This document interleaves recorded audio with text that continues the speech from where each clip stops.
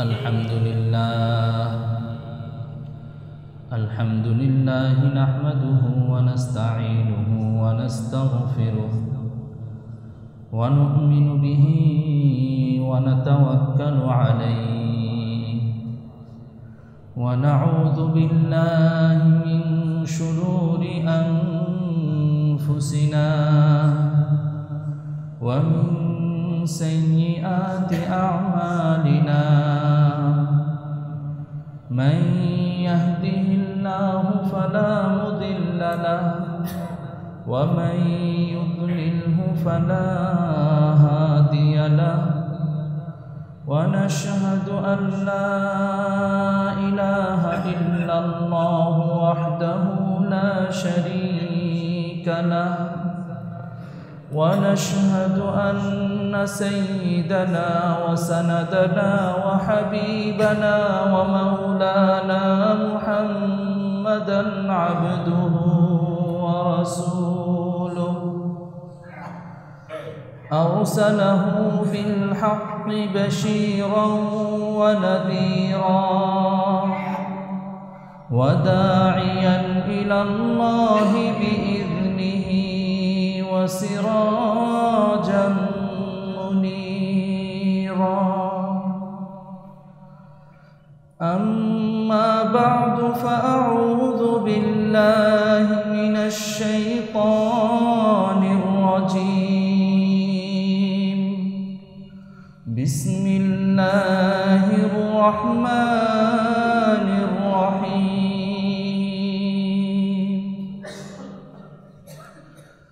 إنما يعمر مساجد الله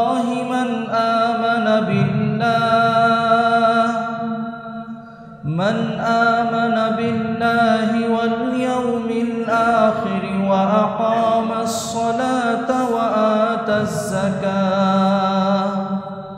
وآتى الزكاة ولم يخش إلا الله فعسى أولئك أن يكونوا من المهتدين وقال الله سبحانه وتعالى في بيوت أذن الله أن ترفع ويذكر فيها اسمه يسبح له فيها بالغدو والآصال رجال لا تلهيهم تجارة ولا بيع عن ذكر الله وإقام الصلاة وإيتاء الزكاة يخافون يوما تتقلب فيه القلوب والأبصار عن أبي هريرة رضي الله تعالى عنه قال رسول الله صلى الله عليه وسلم 7 يظلهم الله تحت ظله يوم لا ظل إلا ظله إمام عادل وشاب نشأ في عبادة الله ورجل ذكر الله خاليا ففاضت عيناه ورجل قلبه معلق بالمساجد ورجلان تحابا في الله اجتمعا عليه وتفرقا عليه وعن أبي هريرة رضي الله تعالى عنه قال رسول الله صلى الله عليه وسلم صلاة الجماعة تفضل صلاة الفذ ب27 درجة بارك الله لنا ولكم في القرآن العظيم ونفعنا وإياكم بالآيات والذكر الحكيم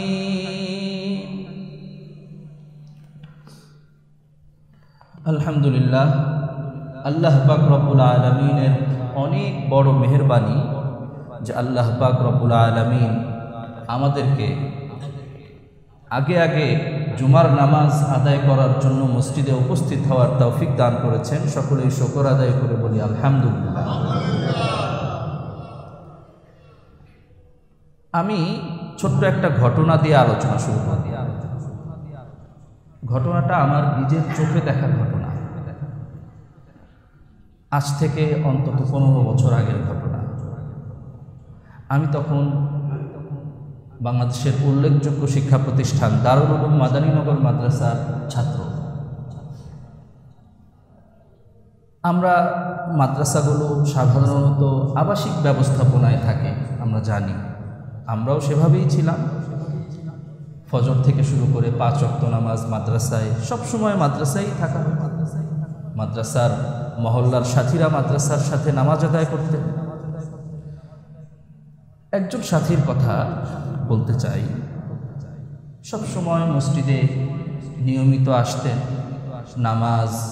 নামাজের পর আমল, জিকির, তাসবিহ সব কিছুতে অন্যদের থেকে তিনি একটু ব্যতিক্রম ছিলেন। একদিন ফজরের নামাজের পর সাধারণত সেখানে তালিম হতো। তালিম শেষ করে একটু জিকির তাসবিহাত পাঠ করে সবাই আস্তে আস্তে উঠে যেত। একদিনের ঘটনা, সেদিন আমরা তালিম শেষ করে আস্তে আস্তে ওঠার প্রস্তুতি নিচ্ছি। হঠাৎ করে সেই সাথী ভাই, তাফাজ্জুল ইসলাম তার নাম ছিল, তার চেহারাটা এখনো আমার চোখে ভাসছে। হঠাৎ করে একটা আওয়াজ উঠল, আল্লাহু আকবার।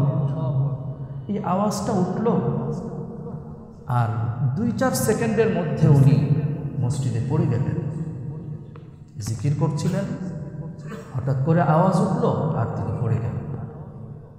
মানুষ কিছু বুঝে ওনাকে ধরবে, যাবে, ধরার সঙ্গে সঙ্গেই দেখছেন উনি দুনিয়া থেকে বিদায় নিয়ে আল্লাহর দরবারে চলে গেছেন। এই যে মৃত্যু, এর চেয়ে সুন্দর মৃত্যু আর কি হতে পারে?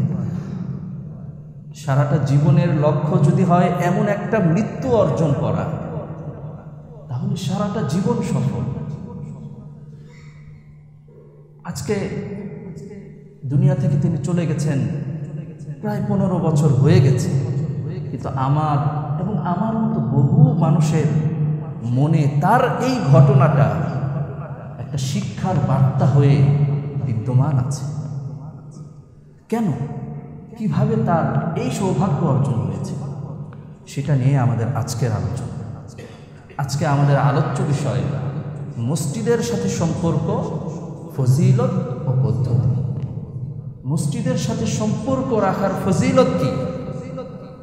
মসজিদের সাথে সম্পর্ক রাখার জন্য, বৃদ্ধির জন্য আমাদের কি করণীয়, এই বিষয়টা নিয়ে আমরা সংক্ষেপে কিছু আলোচনা করব ইনশাআল্লাহ। পৃথিবীতে বর্তমান যুগে কত কিছুর সাথে সম্পর্ক নিয়ে আলোচনা হয়। আপনি যদি বিজ্ঞানের পৃষ্ঠাগুলো দেখেন, বস্তুর সাথে বস্তুর কি সম্পর্ক সেটা নিয়ে আলোচনা হচ্ছে। একটা হাইড্রোজেন আর একটা নাইট্রোজেন, দুটো মিলালে কি হচ্ছে সেটা নিয়ে আলোচনা হচ্ছে। আগুন, বাতাস, পাথর, যত পদার্থ আছে, একটা পদার্থকে আরেকটা পদার্থের সাথে যুক্ত করলে কি হচ্ছে, কি হবে, দুইটা পদার্থ মিলিয়ে তৃতীয় আরেকটা জিনিস হবে। এই পুরো আলোচনা, বিজ্ঞানের পুরোটা জুড়ে এই আলোচনা, সম্পর্ক, বস্তুর সাথে বস্তুর সম্পর্ক। আপনি যদি ব্যবসায়িক দৃষ্টিভঙ্গি থেকে দেখেন, একাডেমিক ইউনিভার্সিটিগুলোতে পড়ানো হচ্ছে কাস্টমার রিলেশনশিপ ম্যানেজমেন্ট। একজন ব্যবসায়ী তার গ্রাহকের সাথে কিভাবে সম্পর্ক রাখবে সেটা নিয়ে আলোচনা হচ্ছে। সেটা নিয়ে পৃথক পৃথক কোর্স, সেটা নিয়ে পৃথক পৃথক লেকচার, দীর্ঘ আলোচনা। BBA MBA যারা করছেন তারা বিশেষভাবে এই পড়াশোনাগুলো করছেন। এই সব কিছুর চেয়ে শতগুণ নয় হাজার গুণ, হাজার গুণ নয় লাখো গুণ, লাখো গুণ নয় কোটি গুণ, কোটি গুণও নয় অগণিত গুণ বেশি মূল্যবান হলো আল্লাহ পাক রব্বুল আলামিনের সাথে সম্পর্ক। আর আল্লাহ পাক রব্বুল আলামিনের সাথে সম্পর্ক রাখার মাধ্যমই হলো মসজিদের সাথে সম্পর্ক তৈরি করা। মসজিদের সাথে যার সম্পর্ক যত বেশি, আল্লাহ পাক রব্বুল আলামিনের সাথে তার সম্পর্ক তত বেশি। যে মানুষটা মসজিদে এসে আনন্দ পায়, তৃপ্তি পায়, মসজিদে আসলে তার যেন আর ঘরে যেতে ইচ্ছে করে না, মসজিদ থেকে ঘরে যায়, মনের মধ্যে ইচ্ছাটা নিয়ে যায় আবার আসবো, এই তো একটু পরে আবার নামাজের সময় হবে, আবার আসবো মসজিদে, এই ইচ্ছাটা নিয়ে এসে যায়। এইটার নাম হলো মসজিদের সাথে সম্পর্ক।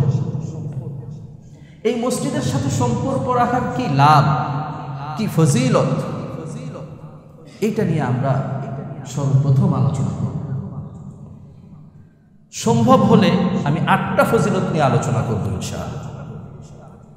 1 নম্বর, আল্লাহ পাক রব্বুল আলামিন মসজিদের সাথে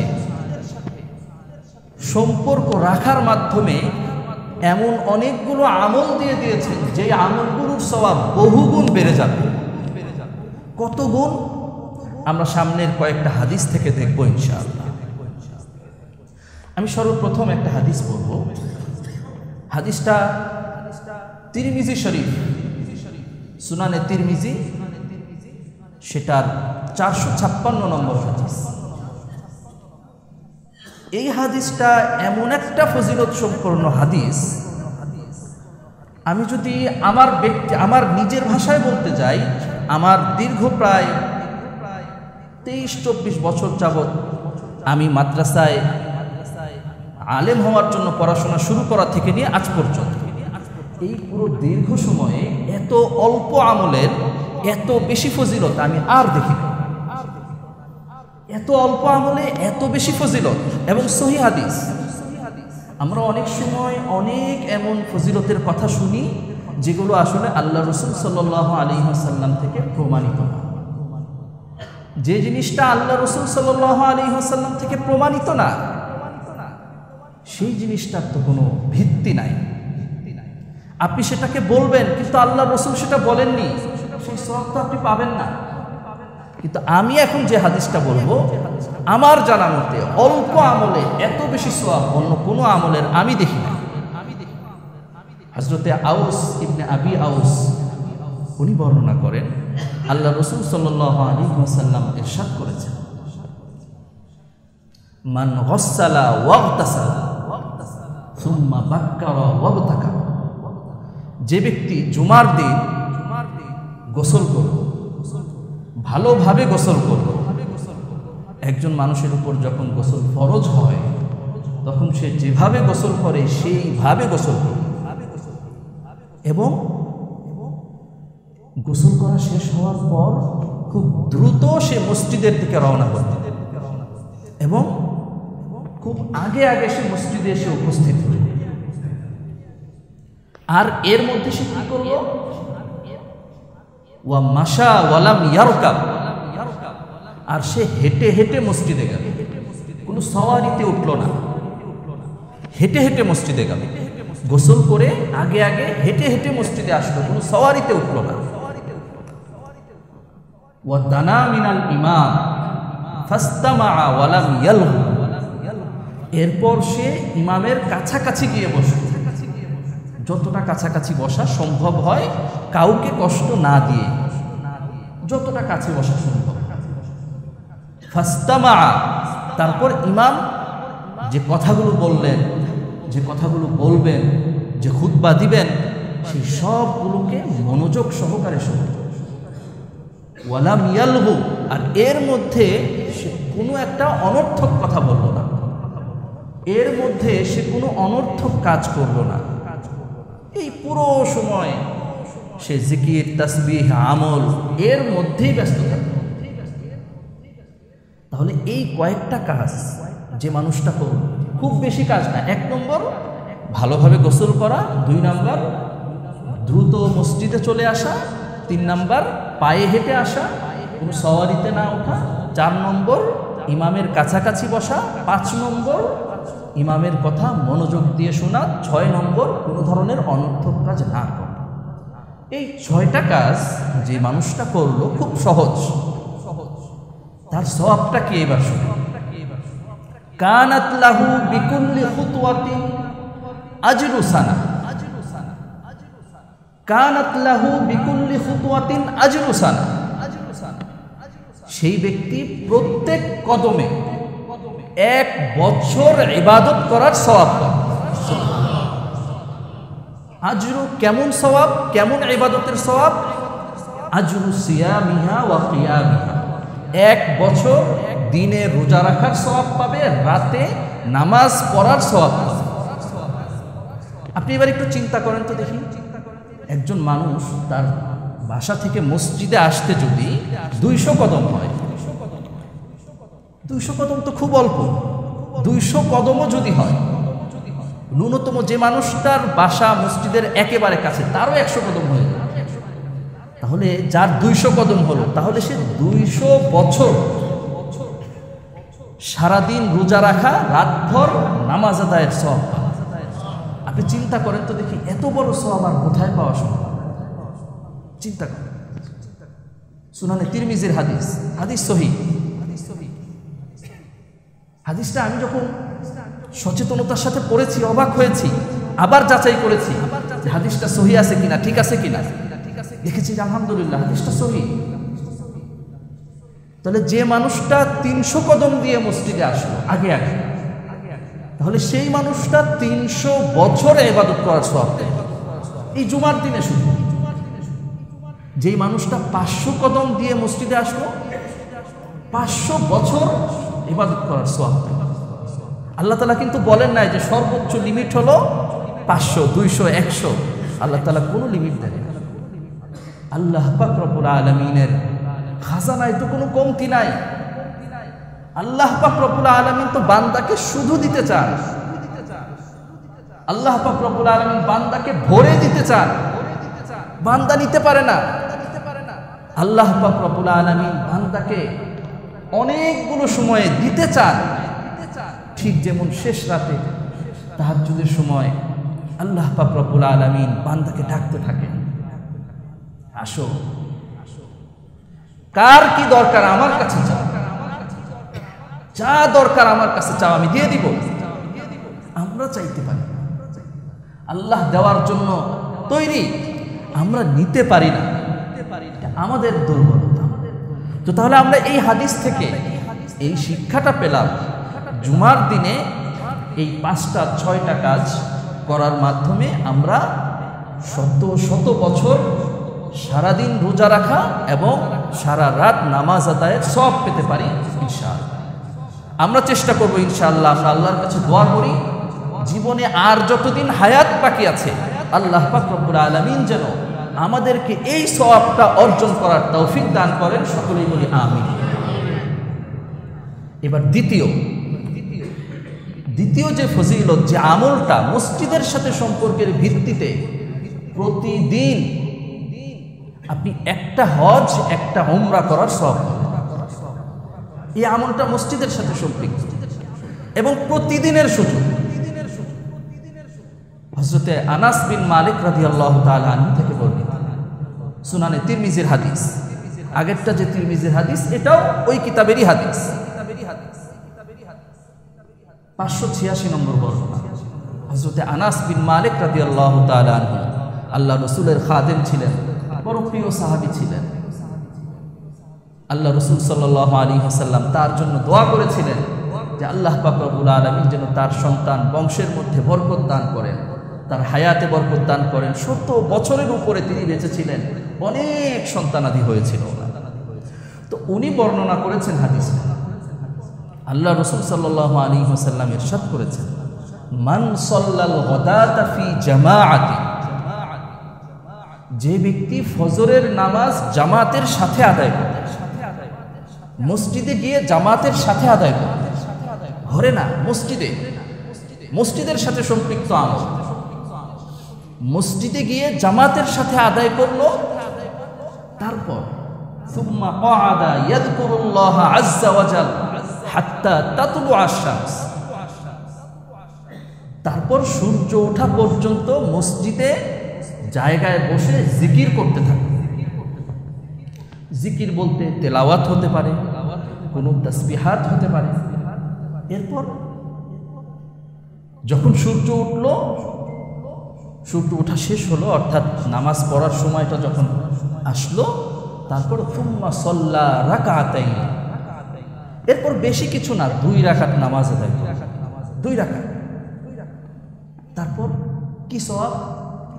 কানাত লাহু কাআজরি হাজ্জাতিন ওয়া উমরাতিন, তাহলে সে 1 হজ এবং 1টা উমরা আদায়ের সওয়াব। চিন্তা করা যায়, একটা হজ করতে বর্তমানে সর্বনিম্ন 6 লাখ থেকে শুরু করে 7, 8, 10 লাখ, কত টাকা খরচ যায়? একটা উমরা করতে লাখের উপরে খরচ যায়। আপনি প্রতিদিন একটা হজ, একটা উমরা আদায়ের সওয়াব পেতে পারেন। সহিহ হাদিস, কোনো সমস্যা নেই। এরপর আল্লাহ রাসূল আরো 3টা শব্দ বলেছেন এখানে। কারো মনে একটু সন্দেহ হতে পারে, 2 রাকাত নামাজ পড়বো, এত বড় সওয়াব, আসলেই কি সত্যি? প্রশ্ন হতে পারে, 2 রাকাত নামাজের এত বড় সওয়াব? আল্লাহ রাসূল বলেছেন তাম্মাতিন তাম্মাতিন তাম্মা, 3 বার বলেছেন পূর্ণ সওয়াব পাবে, পূর্ণ সওয়াব পাবে, পূর্ণ সওয়াব পাবে। আমরা কি ভাবতে পারি? আমাদের চিন্তায় কি আসতে পারে? সেটা তো আল্লাহ রাসূল অনেক ভালো বুঝতেন। তা আমাদের চিন্তায় যা আসতে পারে সেটার উত্তর আল্লাহ রাসূল আগেই দিয়ে গেছে। তাহলে চিন্তা করে, 2 রাকাত নামাজ মসজিদের সাথে সম্পৃক্ত আমল, এত বড় ফজিলত। আমাদের মা বোনেরাও, উলামায়ে কেরাম এটার ব্যাখ্যায় লিখেছেন যে আমাদের মা বোনেরা, তাদের জন্য মসজিদে আসার বিধান নেই, তারা ঘরে নামাজ পড়লেও, ঘরে নামাজের জায়গায় বসে থেকেও যদি এই আমলটা করেন, তাহলে তারাও এই সওয়াব পাবেন ইনশাআল্লাহ। তো তাহলে এই জায়গা থেকে আমরা বুঝতে পারলাম যে এই আমলগুলোর, মসজিদের সাথে সম্পৃক্ত এই আমলটার কত বড় সওয়াব। তো আমরা জানি এই নামাজটাকে ইশরাকের নামাজ বলা হয়। এই নামাজের আরো একটা ফজিলত আছে। কেউ যদি 2 রাকাতের পাশাপাশি 4 রাকাত পড়ে, আর মাত্র 2 রাকাত বাড়িয়ে পড়ে, আল্লাহ রাসূল সাল্লাল্লাহু আলাইহি ওয়াসাল্লাম হাদিস শরীফে ইরশাদ করেছেন,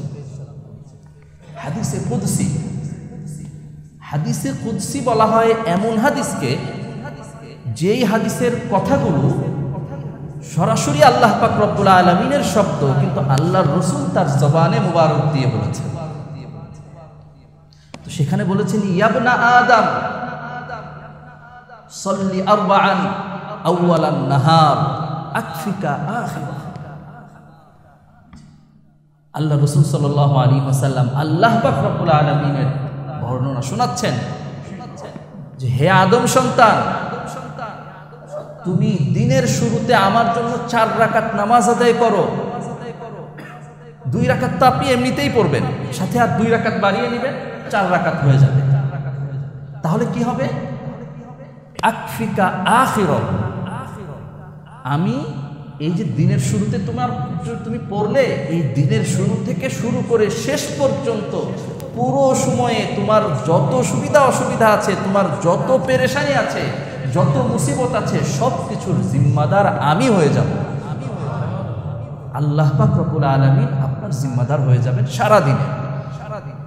চিন্তা করেন কত বড় ফজিলত, সহজ আমল, কত বড় ফজিলত। এই যে মসজিদের সাথে সম্পর্ক যার যত বেশি, সে এই আমলগুলো করে তত বেশি উপকৃত হবে, সে এই আমলগুলো তত আগ্রহের সাথে করবে। এরপর 3 নম্বর ফজিলত, আল্লাহ রাসূল সাল্লাল্লাহু আলাইহি ওয়াসাল্লাম ইরশাদ করেছেন, হযরতে আবু হুরায়রা রাদিয়াল্লাহু তাআলা আনহু থেকে বর্ণিত, আল্লাহ রাসূল সাল্লাল্লাহু আলাইহি ওয়াসাল্লাম ইরশাদ করেছেন, সাবআতুন ইউযিল্লুহুমুল্লাহু তাহতা যিল্লিহি ইয়াওমা লা যিল্লা ইল্লা যিল্লুহু। 7 শ্রেণীর মানুষ এমন আছে যাদেরকে আল্লাহ পাক রব্বুল আলামিন কিয়ামতের দিন আল্লাহর আরশের নিচে ছায়া দিবেন, যেদিন আল্লাহর আরশের ছায়া ছাড়া অন্য আর কোনো ছায়া থাকবে না। আমরা এটাকে কিভাবে বুঝতে পারি? কিয়ামতের দিনের সবচেয়ে স্পেশাল যে ব্যবস্থাপনাটা থাকবে, সেই স্পেশাল ব্যবস্থাপনাটাই হলো এইটা, যে আল্লাহর বিশেষ কিছু মানুষ, আল্লাহর বিশেষ কিছু বান্দা তারা আরশের নিচে ছায়া পাবে। এটাই হলো বিশেষ ব্যবস্থাপনা। এই বিশেষ ব্যবস্থাপনাটা তারা পাবে। 7 শ্রেণীর মানুষের মাঝে 1 শ্রেণীর মানুষ হলো রজুলুন কলবুহু মুআল্লাকুন বিল মাসাজিদ। ওই ব্যক্তি যে মসজিদ থেকে বের হয় কিন্তু মসজিদের সাথে তার অন্তরটা লেগে থাকে। সে হয়তো মসজিদ থেকে সাময়িক সময়ের জন্য বের হচ্ছে, ব্যবসা করার জন্য বের হচ্ছে। আপনারা ব্যবসায়ী, বেশিরভাগ ব্যবসা করার জন্য বের হবেন, কিন্তু মনটা মসজিদের সাথে রাখবেন। কিভাবে? মসজিদ থেকে বের হওয়ার সময় এই নিয়ত করে বের হবেন, আবার একটু পরে মসজিদে আসবো, আবার পরবর্তী নামাজের সময় মসজিদে আসবো। এই নিয়ত করে বের হলেই, এই মসজিদের প্রতি আপনার ভালোবাসাটা, সম্পর্কটা দিলের মধ্যে ধারণ করতে পারলেই আপনি কাল কিয়ামতের দিন এই আমলের উসিলায় আল্লাহর আরশের নিচে ছায়া পাবেন ইনশাআল্লাহ। কাজটা খুবই সহজ, কিন্তু একটু খেয়াল করলেই আমরা পারব। আমার মুহতারাম উস্তাজ হযরত মাওলানা মুহাম্মদ আব্দুল মালিক সাহেব, যিনি বর্তমান বাইতুল মুকাররম মসজিদের খতিব,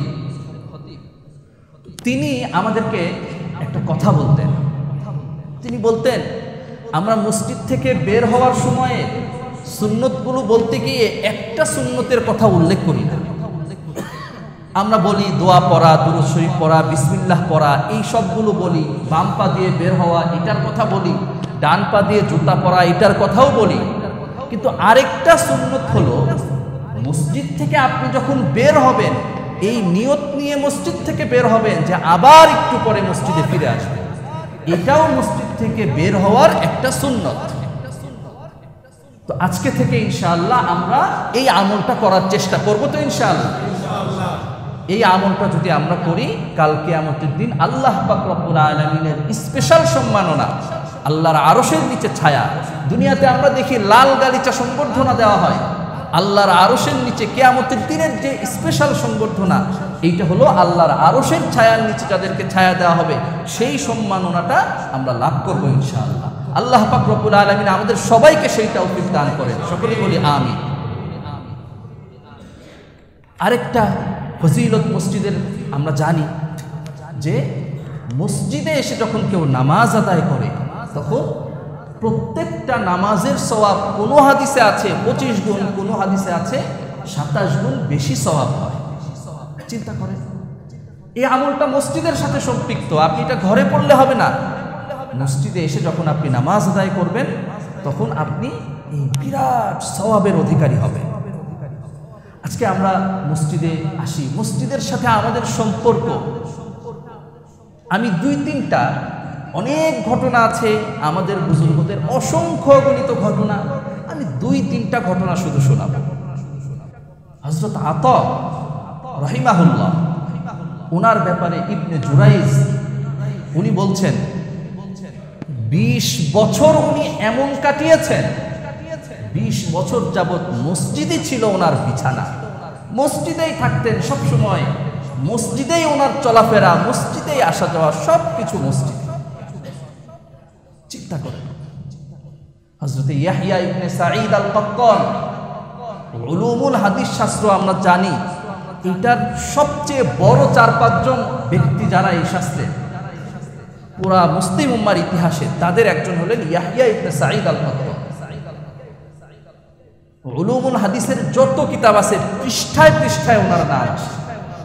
ওনার ব্যাপারে ওনার আরেক ছাত্র যিনিও উলুমুল হাদিস শাস্ত্রের সবচেয়ে বড় ইমামদের একজন ইয়াহইয়া ইবনে মাঈন, উনি বলছেন 60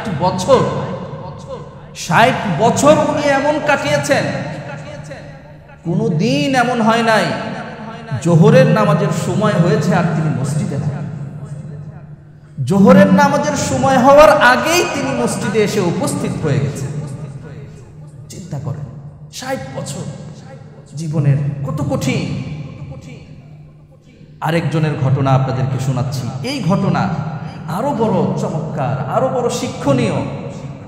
হযরতে আমির ইবনে সাবিত, ওনার ঘটনা।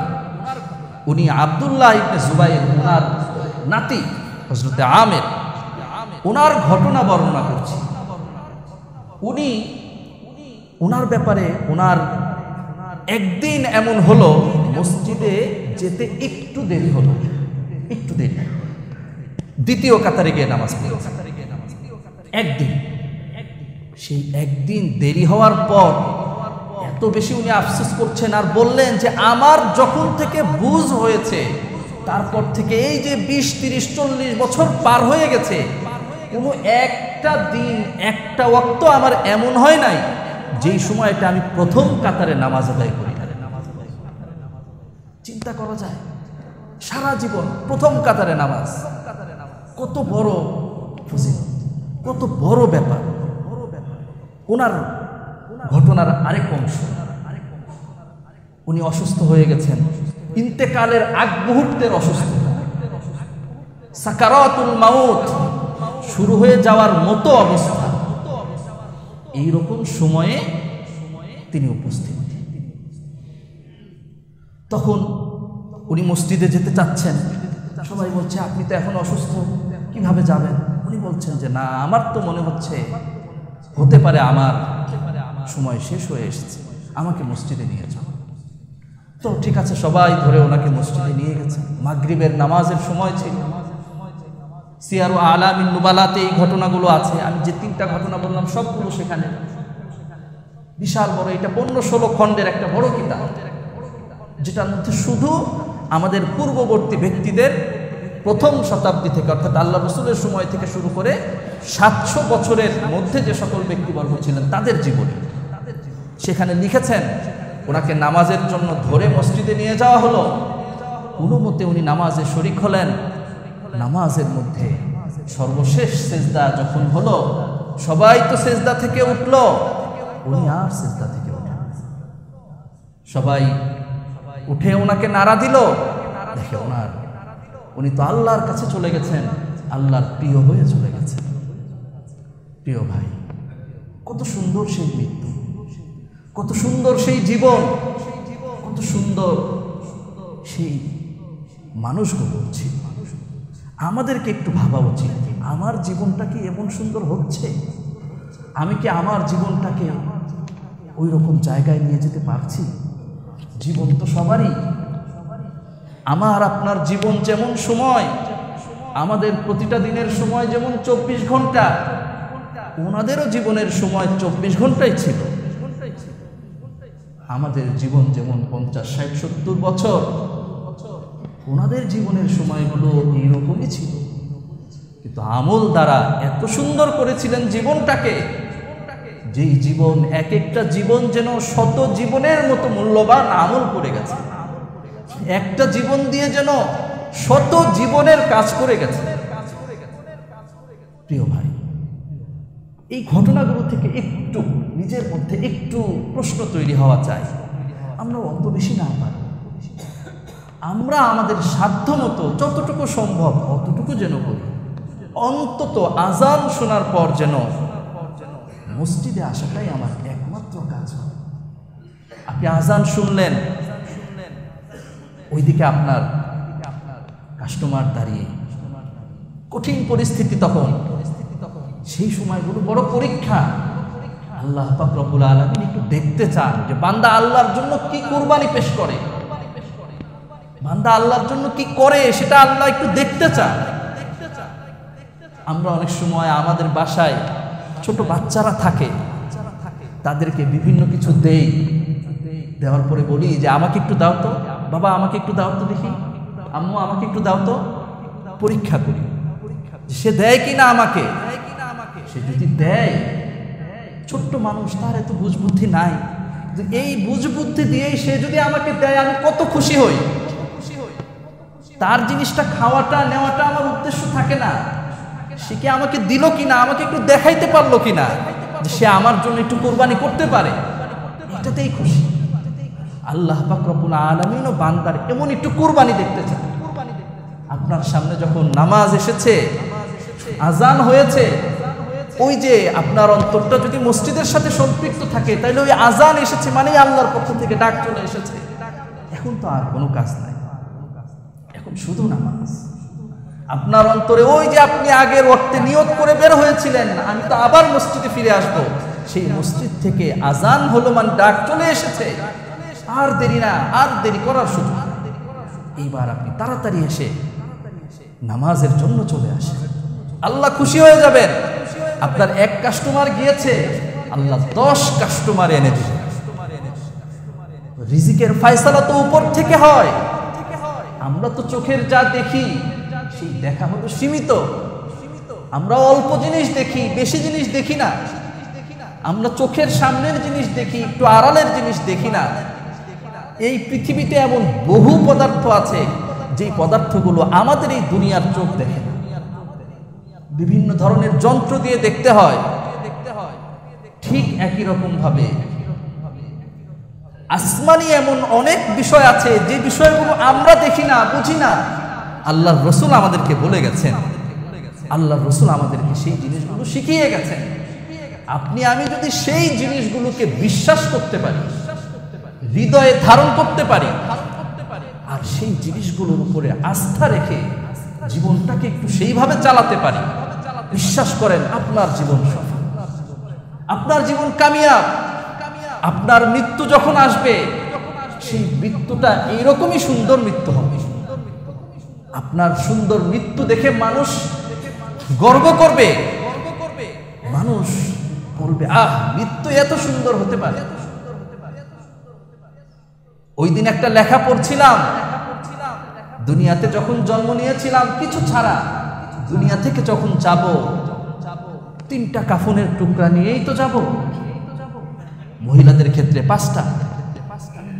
এই 3টা কাফনের টুকরা ব্যবস্থা করার জন্য এত মেহনত, এত চেষ্টা, এত কষ্ট, এত কোরবানি।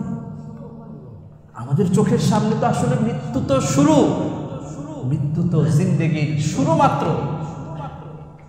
দর হাকিকত মৌত হে সুবহে দাওয়ামে জিন্দেগি। বাস্তবিক অর্থে মৃত্যু হলো নতুন সুন্দর একটা জীবনের সূচনা মাত্র, শান্তির জীবনের সূচনা মাত্র। আপনার জীবন যখন মসজিদের সাথে সম্পৃক্ত থাকবে, আপনার জীবন বড় সুন্দর হবে। মসজিদের সাথে সম্পৃক্ত থাকার আরেকটা ফজিলত যেটা, এটা বলে আমি শেষ করব, সেটা হলো মসজিদের সাথে সম্পৃক্ত থাকলে দোয়া কবুল হয়। এই কথার প্রমাণ কি?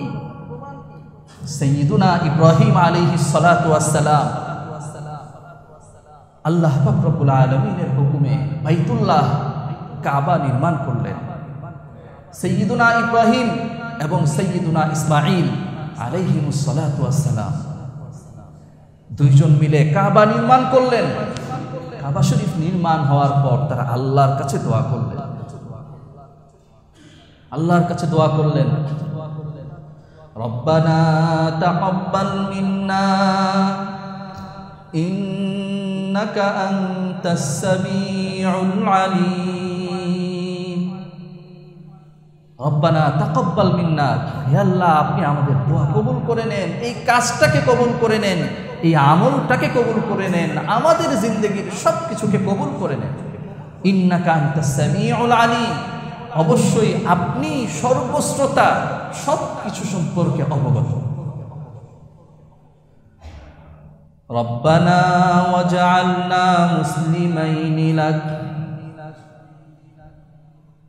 হে আল্লাহ আপনি আমাদেরকে আপনার অনুগত বানিয়ে দিন, হে আল্লাহ, আপনি আমাদেরকে আপনার অনুগত বানিয়ে দিন।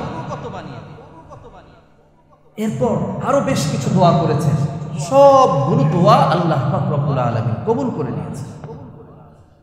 আপনার যখন কোনো বিষয়ে দোয়া কবুল করানোর প্রয়োজন হবে, মসজিদে আসেন, মসজিদের মধ্যে কিছু অর্থ ব্যয় করেন, মসজিদে কিছু দান করেন, আর সাইয়্যিদুনা ইব্রাহিম আলাইহিস সালাতু ওয়াস সালামের সেই আমলকে সামনে রেখে আল্লাহর কাছে দোয়া করেন, আল্লাহ, মসজিদ নির্মাণের পর যেভাবে সাইয়্যিদুনা ইব্রাহিম আলাইহিস সালাতু ওয়াস সালাম দোয়া করেছিলেন, আপনি কবুল করেছিলেন, আমিও সেই একইভাবে মসজিদের কিছু খেদমতে অংশগ্রহণ করলাম আর আপনার কাছে দোয়া করলাম।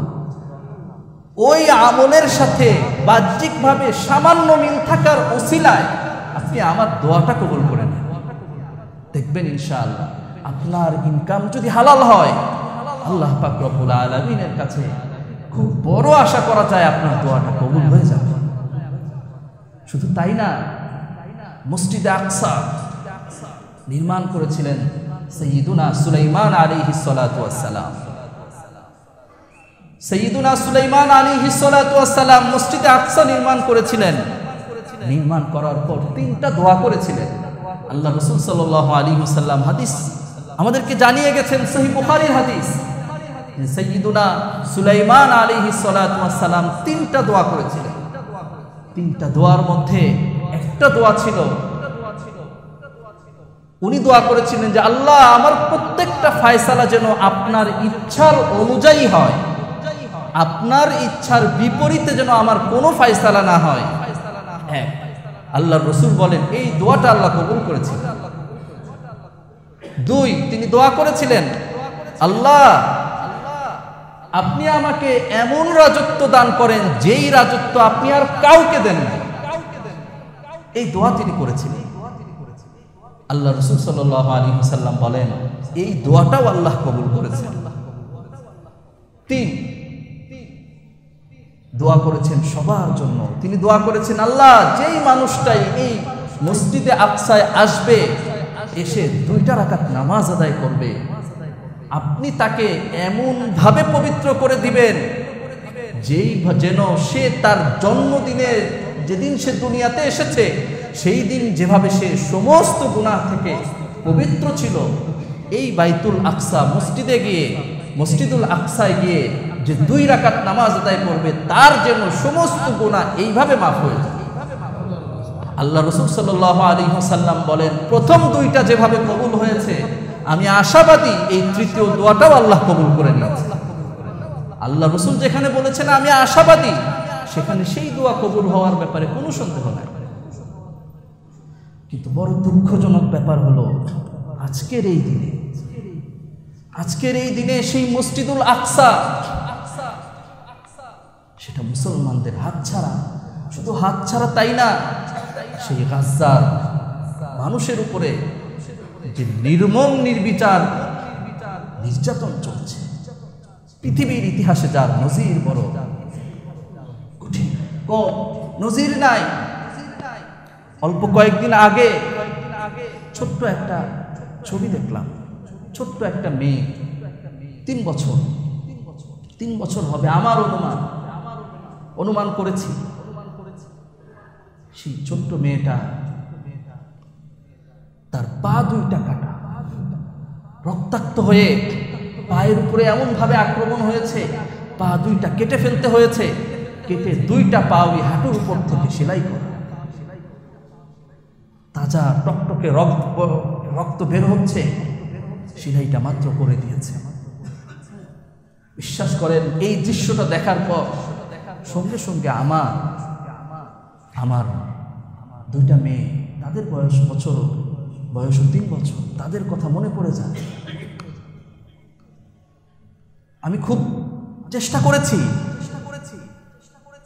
তাদেরকে যদি আমি এই দৃশ্যটা তাদের ব্যাপারে যদি একটু কল্পনা করি কেমন লাগে। আমি সেই দৃশ্যটা কল্পনায় আনতে পারি নাই, সেই দৃশ্যটা আমি মাথায় আনতে পারি নাই।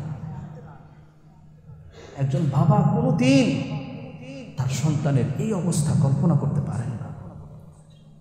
প্রতিনিয়ত সেখানে এটাই ঘটনা।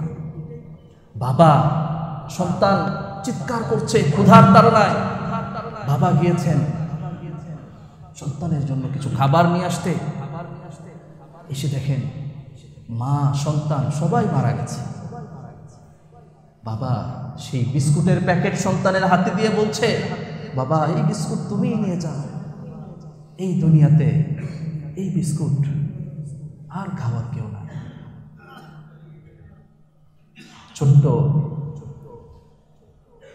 6 বছরের একটা মেয়ে, তার আলোচনা ব্যাপকভাবে কিছুদিন আগে এসেছে। রজব হিন্দ পরিবারের 7 জন সদস্য নিয়ে সবাই পালাচ্ছিল,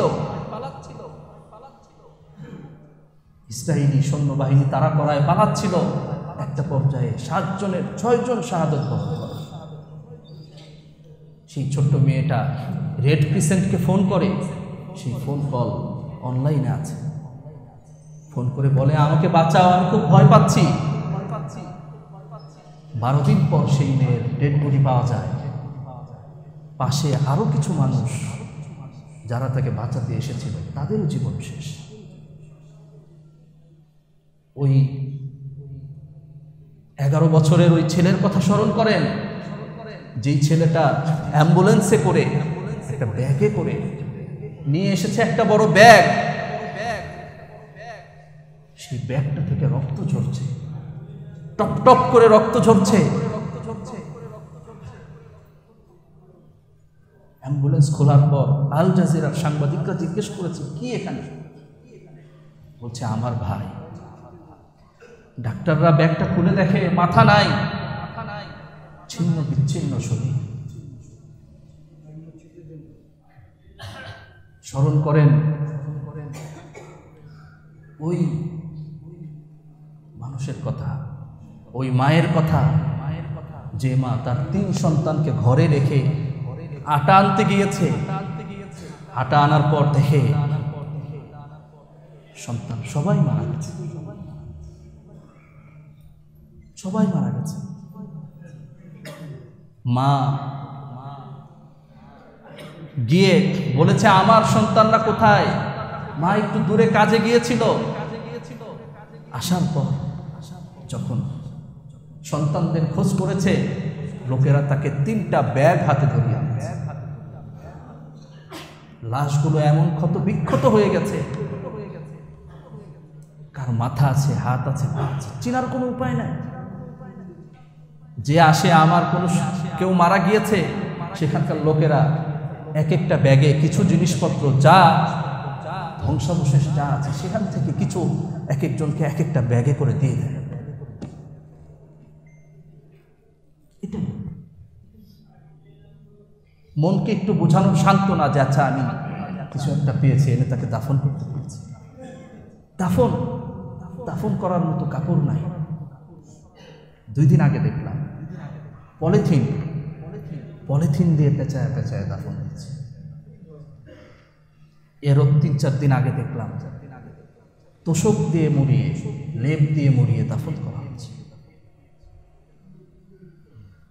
মুসলমানদের মসজিদ, আল্লাহ রাসূল সাল্লাল্লাহু আলাইহি ওয়াসাল্লাম ইরশাদ করেছেন, কাবা নির্মাণের 40 বছর পরে এই বাইতুল আকসা নির্মাণ হয়েছে।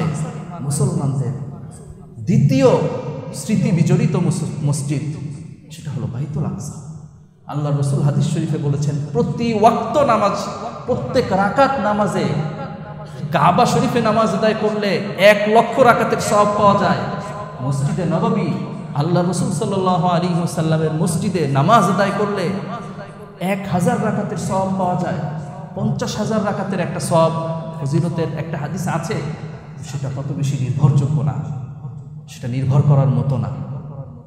তবে 1000 রাকাতের সওয়াব পাওয়া যাবে, এটা সহিহ। আর মসজিদুল আকসা, এইটার মধ্যে নামাজ আদায় করলে প্রতি রাকাতে 500 রাকাত নামাজ আদায় করার সওয়াব পাওয়া যাবে। এই মসজিদ আজকে মুসলমানদের থেকে শুধু দখলে এমন না, ইতিহাসের সবচেয়ে নৃশংসতম নির্যাতন সেখানে চলছে। আমরা দোয়া করি আল্লাহ পাক রব্বুল আলামিন দ্রুত ইহুদিদের সেই নাপাক হাত থেকে এই মসজিদুল আকসাকে আল্লাহ হেফাজত করেন।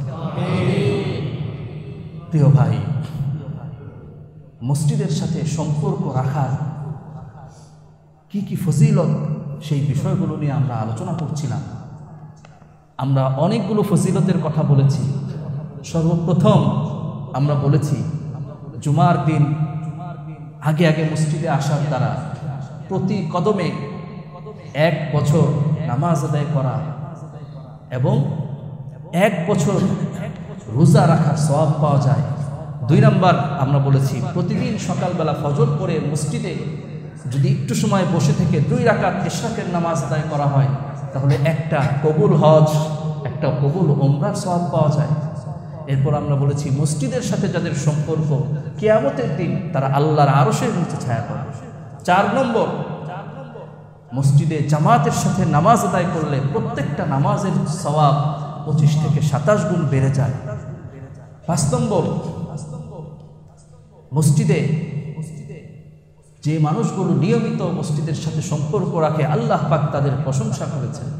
6 নম্বর, মসজিদের সাথে যাদের নিয়মিত সম্পর্ক তারা আল্লাহ পাক রব্বুল আলামিনের কাছে হেদায়েত প্রাপ্ত হিসাবে স্বীকৃত হয় এবং মসজিদের সাথে যাদের সম্পর্ক তাদের দোয়া আল্লাহ পাক রব্বুল আলামিন কবুল করেন। তো আজকে এই আলোচনাগুলো আমরা করলাম। আশা করি এখান থেকে আমরা বুঝতে পেরেছি একজন মুসলিম হিসাবে, আল্লাহ পাক রব্বুল আলামিনের বান্দা হিসাবে মসজিদের সাথে আমাদের সম্পর্ক কেমন হওয়া উচিত। আল্লাহ পাক রব্বুল আলামিন আমাদের সকলকে মসজিদের সাথে সম্পর্ক রেখে সারা জীবন এই আমলগুলো করার তৌফিক দান করুন। সকলেই বলি আমিন। ওয়া আখিরু দাওয়ানা আনিল হামদুলিল্লাহি রাব্বিল আলামিন। আলহামদুলিল্লাহ নাহমাদুহু ওয়া নাস্তাঈনুহু ওয়া নাস্তাগফিরুহু ওয়া নু'মিনু বিহি ওয়া নাতাওয়াক্কালু আলাইহি ওয়া নাউযু বিল্লাহি মিন শুরুরি আনফুসিনা ওয়া মিন সাইয়্যাতি আ'মালিনা। মান ইয়াহদিহিল্লাহু ফালা মুদিল্লা লাহু ওয়া মান ইউদ্লিলহু ফালা হাদিয়া লাহু ওয়া নাশহাদু আন লা ইলাহা ইল্লাল্লাহু ওয়াহদাহু লা শারীকা লাহু ওয়া নাশহাদু আন্না সাইয়্যিদানা ওয়া সানাদানা ওয়া হাবিবানা ওয়া মাওলানা মুহাম্মাদান আবদুহু ওয়া রাসূলুহু أرسله بالحق بشيرا ونذيرا وداعيا إلى الله بإذنه وسراجا منيرا.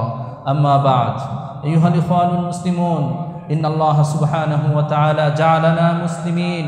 إن الله سبحانه وتعالى جعلنا نحن نعبد الله سبحانه وتعالى في كل حياتنا. إن رسول الله صلى الله عليه وسلم قال في من تعلق بالمسجد، في من يخرج من المسجد وقلبه معلق بالمساجد.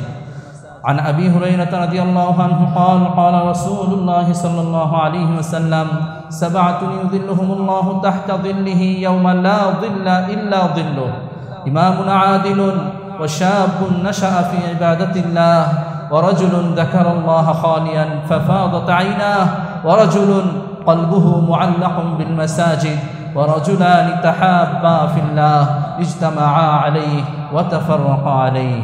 وعن أبي هريرة رضي الله عنه قال قال رسول الله صلى الله عليه وسلم: صلاة الجماعة تفضل صلاة الفرد ب27 درجة.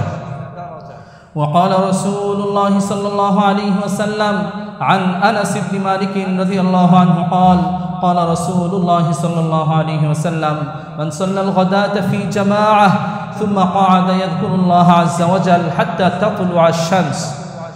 تطلع الشمس ثم صلى ركعتين كانت له كأجر حجة وعمرة تامة وتامة.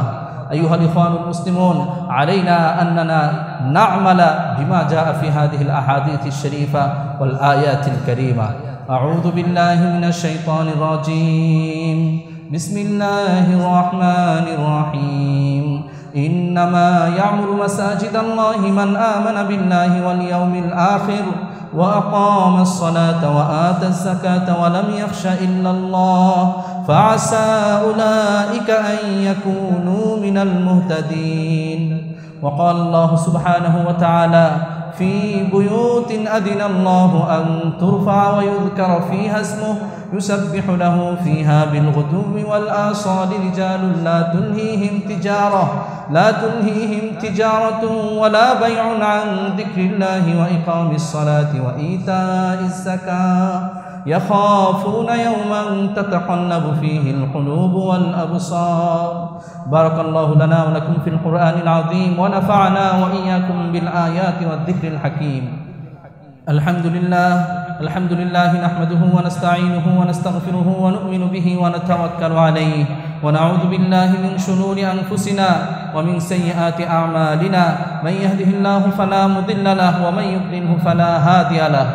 وقال الله سبحانه وتعالى في كلامه المجيد: إن الله وملائكته يصلون على النبي يا أيها الذين آمنوا صلوا عليه وسلموا تسليما. اللهم صل على محمد وعلى آل محمد كما صليت على إبراهيم وعلى آل إبراهيم إنك حميد مجيد. اللهم بارك على محمد وعلى آل محمد كما باركت على إبراهيم وعلى آل إبراهيم إنك حميد مجيد. وقال رسول الله صلى الله عليه وسلم: أرحم أمتي بأمتي أبو بكر، وأشدهم في أمر الله عمر، وأصدقهم حياء عثمان، وأقضاهم علي، وفاطمة سيدة نساء أهل الجنة، والحسن والحسين سيد شباب أهل الجنة، وحمزة أسد الله وأسد رسوله رضوان الله تعالى عليهم أجمعين. ربنا ظلمنا أنفسنا وإن لم تغفر لنا وترحمنا لنكونن من الخاسرين. اللهم انصر المسلمين في كل مكان. اللهم انصر المسلمين في فلسطين. اللهم انصر المجاهدين في فلسطين. اللهم انصر المسلمين والمجاهدين في كشمير. اللهم انصر المسلمين والمجاهدين في كل مكان. عباد الله رحمكم الله، إن الله يأمر بالعدل والإحسان وإيتاء ذي القربى وينهى عن الفحشاء والمنكر والبغي يعظكم لعلكم تذكرون. فاذكروا الله العلي العظيم يذكركم وادعوه يستجب لكم، ولذكر الله تعالى أعلى وأولى وأعز وأتم وأهم وأعظم وأكبر. الله أكبر. الحمد لله رب العالمين الرحمن الرحيم مالك يوم الدين. إياك نعبد وإياك نستعين. اهدنا الصراط المستقيم، صراط الذين أنعمت عليهم غير المغضوب عليهم ولا الضالين.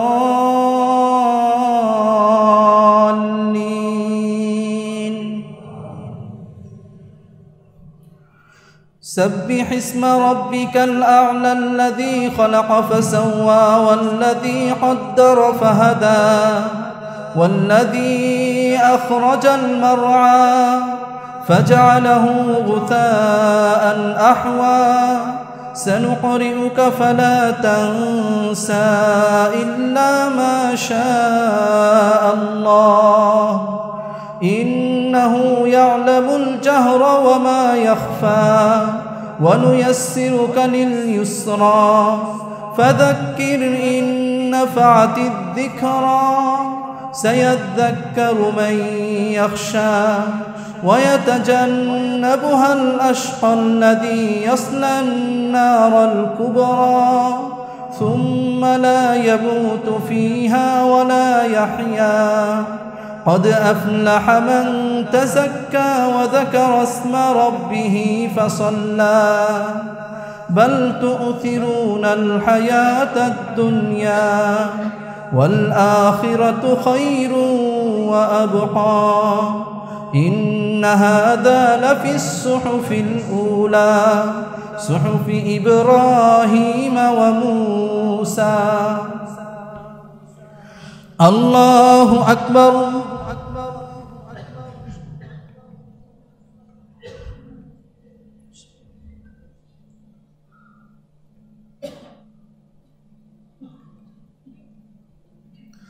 سمع الله لمن حمده.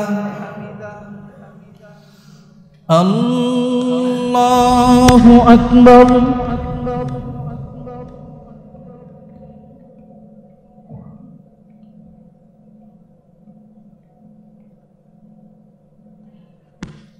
الله أكبر. الله أكبر.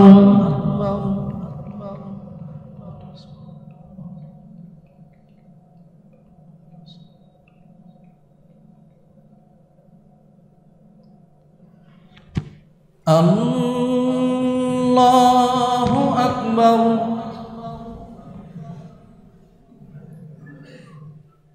আলহামদুলিল্লাহি রাব্বিল আলামিন আর রহমানির রহিম মালিকি ইয়াউমিদ্দিন ইয়্যাকা না'বুদু ওয়া ইয়্যাকা নাস্তাঈন ইহদিনাস সিরাতাল মুস্তাকিম সিরাতাল লাযীনা আন'আমতা আলাইহিম গায়রিল মাগদুবি আলাইহিম ওয়ালাদ-দাল্লিন।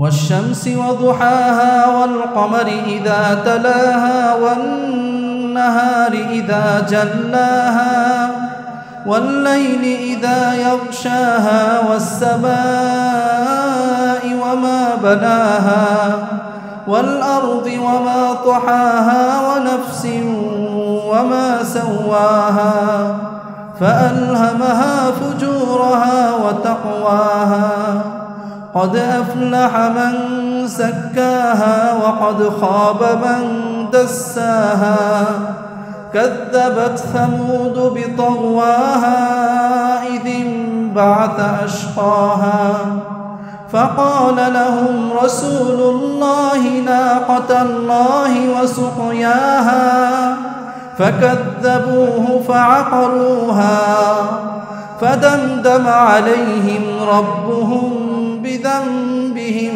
فسواها ولا يخاف عقباها. الله أكبر.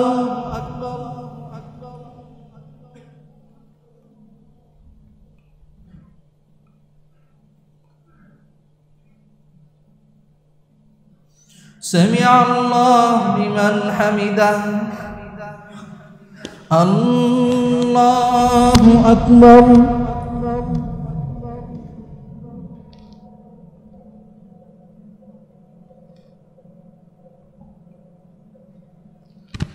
الله أكبر.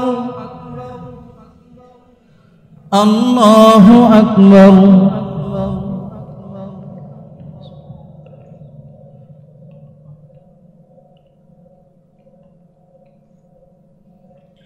الله أكبر. السلام عليكم ورحمة الله. السلام عليكم ورحمة الله. الحمد لله رب العالمين. ربنا ظلمنا أنفسنا وإن لم تغفر لنا وترحمنا لنكونن من الخاسرين. ربنا فاغفر لنا ذنوبنا وكفر عنا سيئاتنا وتوفنا مع الأبرار. رب ارحمهما كما ربيانا صغيرا. أي الله يرحم الراحمين مهربان مولا আল্লাহ আমরা সকলেই গুনাহগার, মেহেরবানি করে সমস্ত গুনাহগুলোকে মাফ করে দে। আল্লাহ জানা অজানা ছোট বড় গোপন প্রকাশ্য যত ধরনের গুনাহ আছে সমস্ত গুনাহগুলোকে মাফ করে দে। আল্লাহ আমাদের গুনার খাজানা কত বড় আপনি ছাড়া কেউ জানে। আল্লাহ সব গুনাহকে আপনি লুকায় রাখছেন। আল্লাহ লুকায় সেই সমস্ত গুনাহগুলোকে আপনি মাফ করে দে। আল্লাহ আপনি এই মসজিদকে, মসজিদের সমস্ত মুসল্লিদেরকে আপনি কবুল করে নেন। আল্লাহ মসজিদের সাথে সম্পর্ক রাখার বিষয়ে যে সকল বিষয় আলোচনা হলো সবগুলোকে আপনি আমল করার তৌফিক দেন। আল্লাহ আমাদের যার যত ধরনের নেক মাকাসিদ আছে সমস্ত নেক মাকাসিদগুলোকে আপনি পূর্ণ করে দেন। আল্লাহ আমাদের ফিলিস্তিনের ভাইরা, আল্লাহ ফিলিস্তিনের ভাই বোনেরা যে মুসিবতে আছে আল্লাহ আপনি তাদেরকে সাহায্য করুন। আল্লাহ আপনি তাদেরকে সাহায্য করুন। আল্লাহ ফিলিস্তিনকে আপনি আল্লাহ ইহুদিদেরকে থেকে রক্ষা করুন। আল্লাহ সব ধরনের চক্রান্তকে আপনি নস্যাৎ করে দেন। আল্লাহ মুসলিম দেশগুলোকে আল্লাহ তাদেরকে সহযোগিতা করার তৌফিক দান করে। আল্লাহ আল্লাহ আমাদের মধ্যে মজবুত ঈমান দান করেন। আল্লাহ আপনার ভালোবাসা মুহাব্বত আমাদেরকে দান করেন। আল্লাহ এই মসজিদকে যারা প্রতিষ্ঠা করেছেন, আল্লাহ প্রায় 50-60 বছরেরও আগে যারা এই ছোট্ট এই মসজিদটা এক সময়ের যেটাকে প্রতিষ্ঠা করেছে, আল্লাহ এই পর্যন্ত যারা এটাকে হেফাজত করেছেন, সহযোগিতা করেছেন, রক্ষণাবেক্ষণ করেছেন, সবাইকে কবুল করেন। আল্লাহ এই মসজিদে যারা কোনো সময় এসেছেন, কোনো সময় নামাজ পড়েছেন, আল্লাহ সবাইকে আপনি কবুল করে নেন। আল্লাহ সবার সারা জীবনের সমস্ত আমলগুলোকে আপনি কবুল করে নেন। আল্লাহ এই এলাকাকে আপনি কবুল করেন। আল্লাহ ব্যবসায়ী ভাইদের ব্যবসায় অনেক বরকত দান করেন। আল্লাহ চাকরিজীবী ভাইদের রিজিকে অনেক বরকত দান করেন। আল্লাহ আমাদের সকলের সব ধরনের ইচ্ছা চাওয়া পাওয়াগুলোকে আপনি পূর্ণ করে দেন। আল্লাহ আমাদের এই এলাকাকে, এই দেশকে রক্ষণাবেক্ষণে আল্লাহ আমাদের যে সকল ভাইয়েরা, পুলিশ ভাইয়েরা, আইন শৃঙ্খলা বাহিনীর ভাইয়েরা আল্লাহ নিয়োজিত আছেন, সবাইকে আপনি দেশের খেদমতের জন্য কবুল করেন। আল্লাহ আপনিও তাদেরকে দুনিয়া ও আখিরাতের নিরাপত্তা দান করেন। আল্লাহ আপনি আমাদের সকলকে আপনার রাসূলের রওজা জিয়ারত করার তৌফিক দান করেন। আল্লাহ কাবার সামনে গিয়ে বারবার দাঁড়ানোর তৌফিক দান করেন। আপনার রাসূলের রওজায় গিয়ে বারবার সালাম দেওয়ার তৌফিক দান করেন। আল্লাহ সারা জীবনের সমস্ত দোয়াগুলোকে আপনি কবুল করে নেন। আল্লাহ জীবনে যে সময় যত দোয়া করেছি, আল্লাহ সমস্ত দোয়াগুলোকে কবুল করে নেন। আল্লাহ আপনার নেককার বান্দারা দুনিয়াতে যত জায়গায় যত দোয়া করছে, আল্লাহ সেই সমস্ত দোয়াগুলো আপনি আমাদের জন্য কবুল করে নেন। সুবহান রাব্বিকা রব্বিল ইজ্জাতি আম্মা ইয়াসিফুন ওয়া সালামুন আলাল মুরসালিন ওয়ালহামদুলিল্লাহি রাব্বিল আলামিন। আমিন আমিন বিরহমাতিকা ইয়া আরহামার রাহিমিন।